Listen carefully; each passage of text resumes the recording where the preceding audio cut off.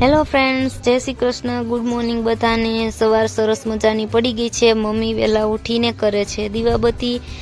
હવે દીવાબત્તી કરી લે ત્યાર પછી અમે ખાશું ભાખરી. સરસ મજાની નાસ્તામાં બની ગઈ છે કેરી ભાખરી અને રોટલીના વઘારેલા બટકા.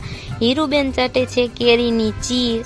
જ્યાં નાસ્તો કરી રહ્યા ત્યાં માળામાંથી પડી ગયું ચકલીનું બચ્ચું નીચે, તો તેને માળામાં પાછું મૂકી દીધું છે. હવે ઘરે મહેમાન આવે છે તો મિશ્રીની મમ્મી તેની નવીન ચોટી બનાવે છે. મમ્મી અને ભાભી રસોઈની તૈયારી કરે છે. માસી આવી ગયા છે. હવે મિશ્રી અને હીર બે રેડી થઈ ગયા છે. Hello hi bye bye baby. મહેમાન તો આવીને ફૂર પણ થઈ ગયા છે. આટલી વાર જ રોકાણા, કાંઈ વાંધો નહીં, ભલે ને જતા રહ્યા. હવે અમે મહેમાન ગયા પછી બટેકાનો નાસ્તો બનાવ્યો. બધા એક એક બટેકું ખાઈ ગયા. મમ્મી બેસી ગયા છે મસીને. ભાભી કરે છે રસોઈની તૈયારી સાંજની. બેન આવી હતી તો થોડો નાસ્તો લાવી છે. મિશ્રીને હીર ચડી ગયા છે અગાસી ઉપર પવન ખાવા, અને અમે બધા પણ પવન ખાવા ઉપર આવી ગયા છે. સરસ મજાનો ઠંડો પવન આવે છે.